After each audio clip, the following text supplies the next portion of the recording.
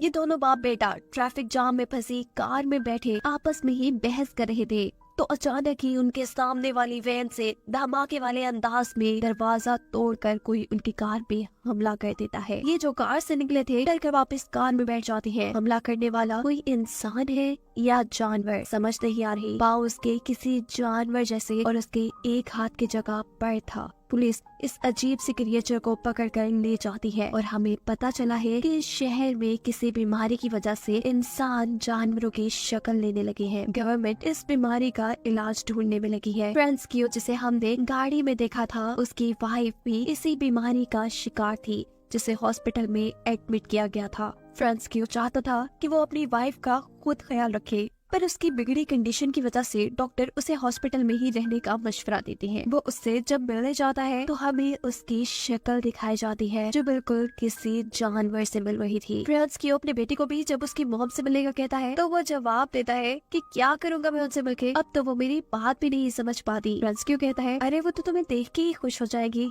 तुम जाओ तो सही। फ्रांस्कियो जिस होटल में काम करता है वहाँ के लोगों ने उसे बताया है कि पास में ही एक नया हॉस्पिटल कंक्रीट से बनाया गया है जो कि ज्यादा मजबूत है, क्योंकि वहाँ जानवर बने इंसानों को रखा जाएगा। राहत होने पर अब सभी बीमार लोगों को उस हॉस्पिटल में शिफ्ट किया जा रहा था, पर गड़बड़ी की वजह से बस पानी में गिर जाती है। बहुत से ऐसे जानवर बने इंसान मारे जाते हैं और बहुत से गुम हो जाते हैं। रात में फ्रांस्कियो का बेटा भी अपने घर की विंडो में ऐसे ही एक इंसान को देखकर डर जाता है, पर दोबारा देखने पे वहाँ कोई नहीं था। उसे लगता है कि ये उसका वहम है। फ्रांस्कियो को जैसे ही इस एक्सीडेंट का पता चलता है तो वो अपनी वाइफ का पता चलाने के लिए एक्सीडेंट वाली जगह पे जाता है, और अजीब बात पुलिस ऑफिसर से उसे ये पता चलती है कि उसकी वाइफ ना मरे हुए लोगों में थी और ना ही जिंदा लोगों में, वो कहीं गुम हो गई थी। सीन कट होकर हमें फ्रांस्कियो के बेटे को स्कूल में बच्चों के साथ टग ऑफ वॉर खेलते दिखाया जाता है, जिस अकेले ने ही अपनी हारती टीम को कुछ ही मिनट्स में जिता दिया था। यानी उसके अंदर बहुत ताकत आ गई थी, कैसे ये उसे भी नहीं मालूम था। इस सब में उसका नेल भी टूट चुका था, इसीलिए जब वो घर जा रहा होता है तो उसकी दोस्त उसे रोककर उसे फ्राइडे को होने वाली पार्टी के बारे में पूछती है, जिसमें वो किसी वजह से नहीं जाना चाहता था। घर आकर वो नोटिस करता है कि उसकी रीढ़ की हड्डी बाहर निकल रही है। वो डर जाता है कि कहीं वो भी जानवर तो नहीं बन रहा। इस डर में वो जोर जोर से नहाने लग जाता है, लेकिन ये कोई महल थोड़ी ना थी जो उतर जाती। यही दूसरी तरफ फ्रैंकियो को सुपर मॉल में वही पुलिस ऑफिसर मिलती है जिससे उसे अपनी वाइफ के गुमने का पता चला था, जो इस वक्त भी यही कहती है कि आपकी वाइफ कहाँ पे कुछ पता नहीं चला, मरे लोगों की लिस्ट में उनका नाम नहीं है और जो लोग जिंदा बचे हैं उनका हम अच्छे से ख्याल रख रहे हैं। इन्हीं बातों के दौरान अचानक मॉल में कोई जोर से चिल्लाता है। अफरा तफरी में जब सारे इकट्ठे होते हैं तो वो आदमी कहता है कि मैंने यहाँ पर एक अजीब इंसान को देखा। सभी वहाँ से साइड पे हो जाते हैं, जबकि फ्रैंकियो उस अजीब इंसान को देखने के लिए आगे बढ़ता है, क्योंकि उसे लग रहा था कि शायद उसकी वाइफ यहाँ होगी। लेकिन यहाँ पर तो एक ऑक्टोपस के जैसा दिखने वाला इंसान था जो फ्रैंकियो के साथ पुलिस ऑफिसर को देखकर यहाँ से भागने की कोशिश में था। उसने अपने हाथ में आई कई चीजों को ऑफिसर की तरफ फेंका था, लेकिन ऑफिसर भी काफी तेज थी और उन्होंने इस इंसान को पकड़ ही लिया था। उसके पकड़े जाने के बाद फ्रैंकियो को यहाँ पर एक छोटी लड़की भी दिखती है जो बिल्कुल एक बर्ड बन चुकी थी। मॉल से बाहर आने पर पुलिस ऑफिसर फ्रैंकियो से पूछती है कि आपने इतना सारा सामान किसके लिए खरीदा है। फ्रैंकियो बातें बनाते हुए कहता है कि कुछ नहीं, मैं सर कैंपिंग पे जा रहा हूँ, इस सामान की मुझे उस वक्त जरूरत पड़ेगी। हालांकि ये सामान उसने अपनी वाइफ को ढूंढने के लिए खरीदा था। उसे लगता था कि उस एक्सीडेंट के बाद उसकी वाइफ जंगल में खो गई है। उसने तो अपने और अपने बेटे के कपड़े भी जंगल में जगह जगह लटका दिए थे, क्योंकि अब उसकी वाइफ की सूंघने की सेंस बहुत ज्यादा तेज हो चुकी थी। उसे लगता था कि इन कपड़ों को सूंघ सूंघ कर उसकी वाइफ उस तक पहुंच जाएगी। अब क्योंकि गवर्नमेंट का ऑर्डर है कि ये लोग ऐसे बीमार इंसानों को घर पर नहीं रख सकते, पर फ्रैंकियो यही काम करना चाहता था। वो अपनी वाइफ की देखभाल खुद करना चाहता था और ऐसे में उसे सारे सामान की जरूरत पड़ती। घर आने पर वो अपने बेटे से कहता है कि आज मॉल में 2 जानवर बने इंसानों को देखा गया है और काफी सारे ऐसे इंसान हैं जो उस एक्सीडेंट के बाद गुम हो चुके हैं, और मुझे लगता है कि तुम्हारी मॉम भी गुमी हुई है। तुम फिक्र ना करो, हम फ्राइडे को जाकर जंगल में उन्हें ढूंढ लाएंगे।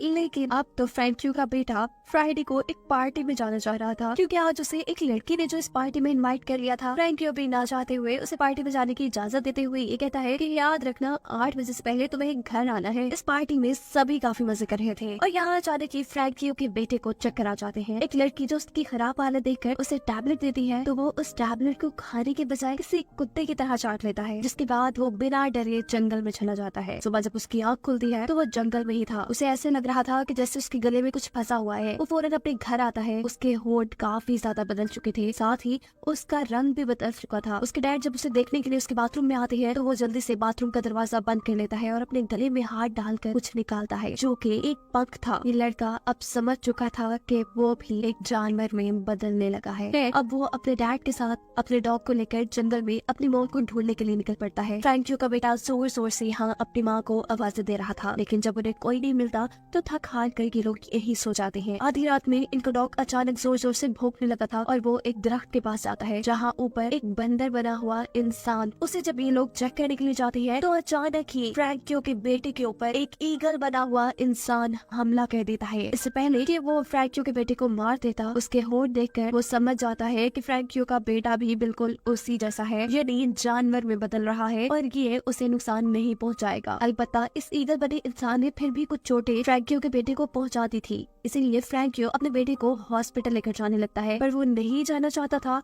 क्योंकि वहाँ जाकर सबको उसकी सच्चाई पता चल जाती कि वो एक एनिमल में बदल रहा है। लेकिन रास्ते में मिल जाती है पुलिस ऑफिसर जो फ्रैंकियो से पूछती है कि आपके बेटे को कोई प्रॉब्लम है क्या। फ्रैंकियो कहता है नहीं, बस इसे कुत्ते ने काट लिया है। पुलिस ऑफिसर कहती है जो भी है हॉस्पिटल तो जाना ही पड़ेगा। वो इन दोनों को लेकर हॉस्पिटल आती है। आर्मी के डॉक्टर्स यहाँ उसकी पट्टी कर देते हैं और पुलिस ऑफिसर फ्रैंकियो को बताती है कि गवर्नमेंट ने अब इस सारे हालात को कंट्रोल करने के लिए यहाँ आर्मी बुला ली है। खैर फ्रैंकियो अपने बेटे को लेकर घर चला जाता है और घर जाने पर उसका बेटा अजीब तरीके से अपनी पट्टी उतारकर अपनी टांगे खोलकर अपनी चोट को चाटने लग जाता है। भूल जाने पर भी उसकी लैब में जब चूहे बोलते हैं तो वो जोर से चीख मारकर उन सभी चूहों को चुप करा देता है, ऐसे जैसे वो चूहे उसकी बात समझ रहे हों। जिसके बाद फ्रैंकियो का बेटा वहाँ से बाहर नदी की तरफ चला जाता है। वो नदी से एक कच्ची मछली पकड़कर खा चुका था और ये सब एक औरत ने भी देख लिया था। इससे पहले कि वो औरत उसे कुछ करती, वहाँ से वो भाग जाता है। जंगल में दोबारा उसे वो ईगल बना इंसान मिलता है जो उड़ने की कोशिश कर रहा था और काफी हद तक कामयाब भी हो चुका था। वो यहाँ अपनी पकड़ी हुई कच्ची मछली उसे देता है, उससे कुछ बातें करता है और ये ईगल बना इंसान उसे बताता है कि मैं बर्ड में चेंज हो रहा हूँ, मैं उड़ना चाहता हूँ लेकिन बार बार गिर जाता हूँ और ऐसे मुझे बहुत चोट लगती है। क्या तुम्हें कोई ऐसी जगह पता है जहाँ पर मैं आसानी से उड़ना सीख सकूँ? ये लड़का कहता है हाँ क्यों नहीं। वो उसे एक तालाब के पास लेकर जाता है। तालाब में से ऊट-पटांग की लकड़ियों को साइड पे करके उसे कहता है कि तुम यहाँ आजादी से उड़ सकते हो और अगर नीचे गिरे भी तो पानी में ही गिरोगे, तुम्हें चोट नहीं लगेगी। यहाँ फ्रैंकियो के रेस्टोरेंट में अचानक ही एक जानवर बना इंसान हमला कर देता है, वो भी फ्रैंकियो के ऊपर ही। फ्रैंकियो नोटिस करता है कि वहाँ एक और भी जानवर बना इंसान था जो इस बड़े जानवर को देखकर वहाँ से डर कर भागा था। शायद वो फ्रैंकियो की वाइफ हो सकती थी। वो यहाँ यही सोच रहा था जबकि उसके ऊपर जिस जानवर ने हमला किया हुआ था वो जोर जोर से चिल्ला रहा था। इससे पहले कि इस होटल में बैठे हुए सभी कस्टमर डर जाते, यहाँ की ऑनर इस जानवर को गुस्से में आकर कहती है चुप हो जाओ। हैरानकुन तौर पर उस जानवर ने ऑनर की बात सुन ली थी। इस जानवर के पाँव में जंजीरें थी जिसकी वजह से वो वापस जंगल में नहीं भाग पाता और कस्टमर वाली साइड पे चला जाता है और थोड़ी देर में पुलिस आकर इस जानवर को पकड़ लेती है। फ्रैंकियो भी ऑफिसर के साथ जंगल के अंदर दूसरे बड़े जानवर को ढूंढने के लिए गया था, पर वहाँ उन्हें कोई नहीं मिलता, लेकिन अपने बेटे की साइकिल मिल जाती है जिसे लेकर जब वो घर आता है और हाथ धोने के लिए सिंक में जाता है तो उसे सिंक के अंदर से कुछ नेल्स मिलते हैं। ये फ्रैंकियो के बेटे ने ही तोड़कर इसके अंदर फेंके थे। फ्रैंकियो समझ चुका था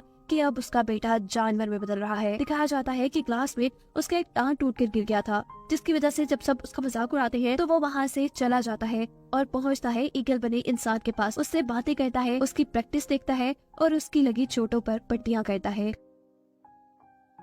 हराने पर अब उसके डैड उसे कहते हैं मुझे अपने हाथ तो दिखाओ। फ्रैंकियो का बेटा उसे अपने हाथ जब नहीं दिखाता तो अब उसे ये कंफर्म हो चुका था कि उसका बेटा एनिमल बन रहा है। फ्रैंकियो का बेटा भी इसलिए वहाँ से भागता है लेकिन फ्रैंकियो उसे पकड़ लेता है। वो अपने डैड से कह रहा था प्लीज डैड मुझे छोड़ दे, मुझे ना पकड़े, पर उसके डैड कहते हैं नहीं, मैं जानता हूँ तुम्हारे साथ क्या हो रहा है, तुम जानवर में बदल रहे हो, तुम जैसे भी बन जाओ, रहोगे तो मेरे बेटे ही ना। बस मुझे बताओ कि तुम्हारे अंदर क्या चेंजेस आ रहे हैं ताकि मैं पता चला सकूँ कि तुम कौन से जानवर में बदल रहे हो। फ्रैंकियो का बेटा बताता है कि मुझे अब दूर दूर की आवाजें भी बहुत क्लियर सुनाई देती है और वो मेरे अजीब नाखूनों का आना। फ्रैंकियो पूछता है कि क्या तुम्हारे दोस्तों को ये बात पता है, जिस पर वो जवाब देता है कि नहीं, किसी को भी नहीं पता। वो अब अपने डैड गिरी फ्रैंकियो से पूछ रहा था क्या आप भी मुझे मॉम की तरह जंजीरों से बात कर रखेंगे। उसके डैड कुछ देर के लिए खामोश हो जाते हैं और फिर बोलते हैं अभी तो नहीं, लेकिन आगे वक्त का पता नहीं है। अगले दिन फ्रैंकियो के रेस्टोरेंट में एक पार्टी थी। जब फ्रैंकियो का बेटा वहाँ आता है तो उसके नाखून काफी ज्यादा बड़े हुए थे। उसके डैड उसे डांटते हैं और कहते हैं कि तुमने ये नाखून क्यों नहीं काटे। अपने डैड का डांटना उसे इतना बुरा लगा था कि उसने अपने डैड को ही हमला करके जख्मी कर दिया था, लेकिन असल में फ्रैंकियो तो उसे लोगों की नजरों से बचाना चाह रहा था। वो भी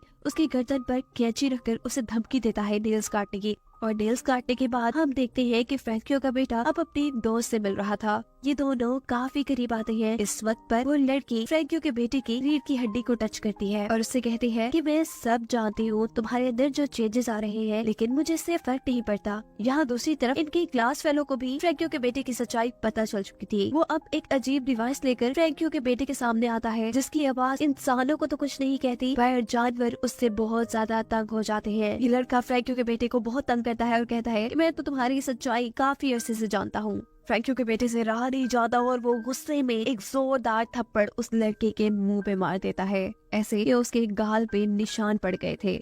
इन सारी चीजों की वजह से सिचुएशन भी बिगड़ चुकी थी। पुलिस और आर्मी अब जंगल के अंदर उसे ढूंढने में लगे थे और यहाँ पर उसकी मदद करता है वही ईगल बना इंसान जिसकी उड़ने में उसने मदद की थी। वो उड़ाते हुए को यहाँ से एक जंगल में ले जाता है। पुलिस और आर्मी भी वहाँ पहुँचते हैं। फ्रैंकियो का बेटा अब यहाँ पानी से होते हुए नदी की दूसरी तरफ चला गया था, लेकिन कार्स तो पानी में नहीं चल सकती थी, इसीलिए आर्मी वाले उनके ऊपर शूट करते हैं और वो ईगल बना इंसान जो फ्रैंकियो के बेटे का दोस्त बन चुका था, इस हमले से वो मर जाता है। फ्रैंकियो का बेटा उसने इस जगह को जैसे अपना घर मान लिया था। वो यहाँ फल खाता है और नदी में नहाता है। जब वो बाहर निकलता है तो उसकी कमर पे अजीब से निशान थे, यानी उसकी बॉडी बहुत तेजी से बदल रही थी। फ्रैंकियो का बेटा अब चलते चलते जंगल के ऐसे हिस्से में पहुंचता है जहाँ बहुत से उसी जैसे जानवर बने इंसान थे और यही उसे उसकी मॉम भी मिलती है, जिसने उसे स्मेल करके पहचाना था। वो इंसानों की तरह बोल तो नहीं पा रही थी, लेकिन अपने बेटे को बार बार एक गार के अंदर भेज रही थी, ऐसे जैसे कह रही हो कि ये तुम्हारे लिए सेफ जगह है। एमिल नोटिस करता है कि कुछ इंसान सांप में बदले थे, कुछ बंदर में एक सुअर बन गया था और एक बच्चा गिरगिट। यहाँ सब बड़े शांति से रह रहे थे इससे पहले कि यहाँ मिलिट्री वाले स्मोक फायर करते। ऐसा करने से यहाँ हलचल मच जाती है। आर्मी वाले एक खास डिवाइस की मदद से यहाँ कुछ आवाजें निकालते हैं,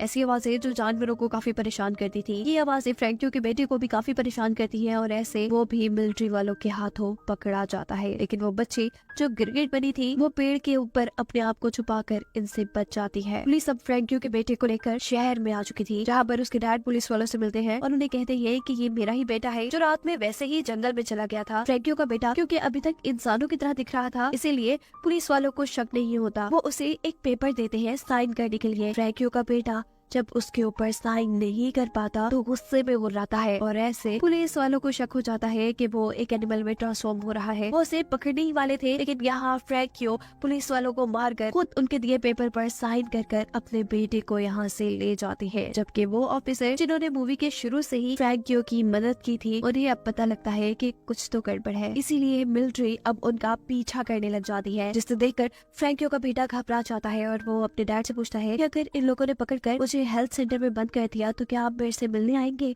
फ्रैंकियो कहता है ऐसा हो ही नहीं सकता कि ये तुम्हें पकड़ पाए, मैं हूँ ना तुम्हारे साथ। यहाँ फ्रैंकियो का बेटा उसे ये भी बताता है कि मैंने जंगल में मॉम को देखा। फ्रैंकियो को भी ये सुनकर अच्छा लगता है। वो तेजी से अब अपनी गाड़ी को जंगल के बिल्कुल दरमियान में छोड़ देता है और अपने बेटे से कहता है जाओ तुम इस जंगल में आजाद रहना, तुम यही खुश रहोगे। बिना वक्त जाया किए फ्रैंकियो का बेटा वहाँ से भाग चुका था। फ्रैंकियो की आंखों में आंसू थे, खुशी के आंसू, क्योंकि उसने अपने बेटे को उनके ऊपर होने वाले गवर्नमेंट के टॉर्चर से बचा लिया था। और इसी सब के साथ ये कहानी यहाँ खत्म हो जाती है।